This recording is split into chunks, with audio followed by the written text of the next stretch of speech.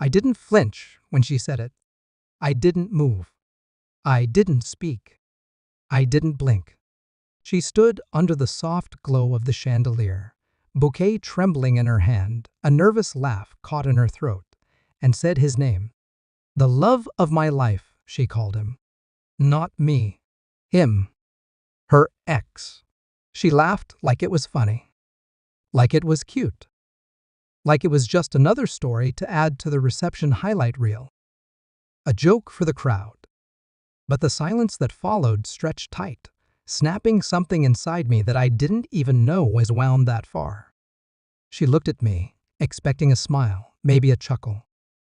I gave her neither. I turned, and I walked out. They said I was cold, heartless. They said I humiliated her. They didn't see the years, the details, the manipulation stitched into quiet family dinners and late-night whispers. They didn't see the glances between her and her sister, the texts from her mother that she quickly deleted. They didn't see the slow erosion of my presence in their house, the way her father kept referring to me as the placeholder.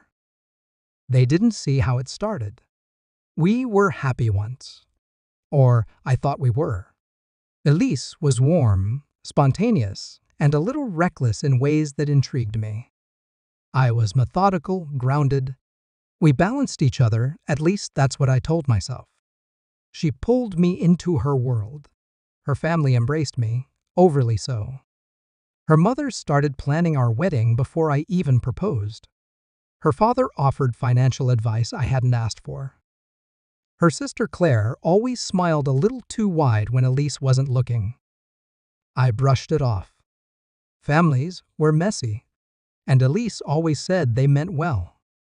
Until the night I overheard her on the phone. The bedroom door was cracked.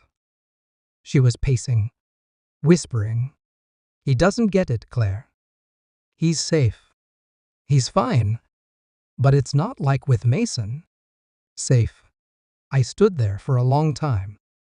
Longer than I should have. Long enough to memorize the cadence of betrayal. I didn't confront her then. Not yet. You don't strike while you're bleeding. You wait. You gather. You calculate.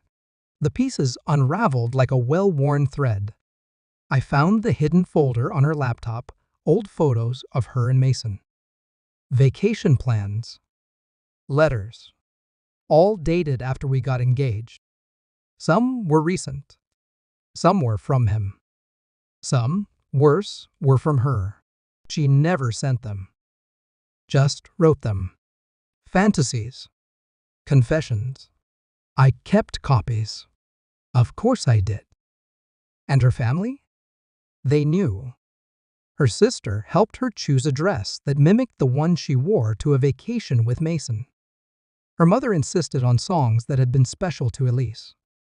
Her father even invited Mason to the wedding under the guise of a mutual friend. It wasn't an accident. It was a test, and I passed. By failing it spectacularly. I vanished for 3 days. No calls. No texts. No explanations. I watched it all burn from a distance. Her social media went dark. Her family panicked, thinking I'd done something dramatic, something tragic. That's the thing about people like them. They expect drama. They feed off of it. They never expect silence. But silence is deadlier. On the 4th day, I sent the email to Elise, her parents, her sister, Mason. No subject. Just a single Dropbox link. Inside, screenshots, audio clips, pictures. The letter Elise wrote to Mason 2 weeks before our wedding, titled "If I Could Do It Over." The one where she called me her practical decision and Mason her soul. There were files tagged with names, evidence of the family's interference. Her sister, texting Elise, make it funny, shock him a little. He's too serious. I didn't need to explain anything. I just let their words speak. But the final file, The finale was the video. From the wedding. A professional quality clip I had the foresight to arrange with a trusted videographer, separate from the family's team. Multiple angles. Crisp audio. Her laugh. Her voice.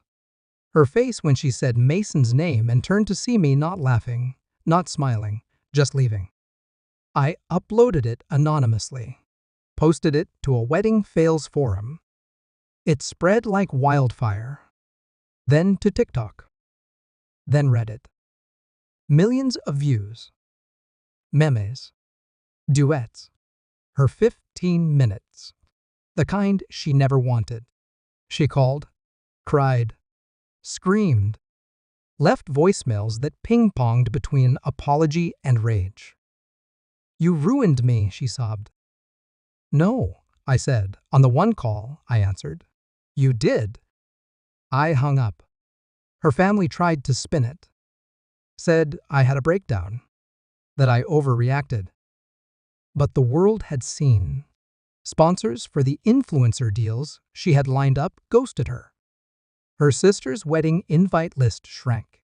Her father lost a lucrative client who didn't want that kind of publicity. I watched from a distance, coffee in hand, calm. They say revenge is best served cold, but that implies it has a flavor. To me, it was tasteless, odorless, like the air in a sealed room right before the fire alarm goes off.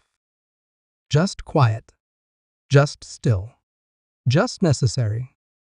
I never wanted to destroy her. I wanted to understand why she broke something we could have built. But when I found my answer, it became simple. She wanted drama. So I gave her a show. Now she's crying, begging, asking if we can fix it, if there's still a chance, if I still love her. And I tell her what I should said at the altar. I do not. Then I hang up and let the silence speak for me one last time.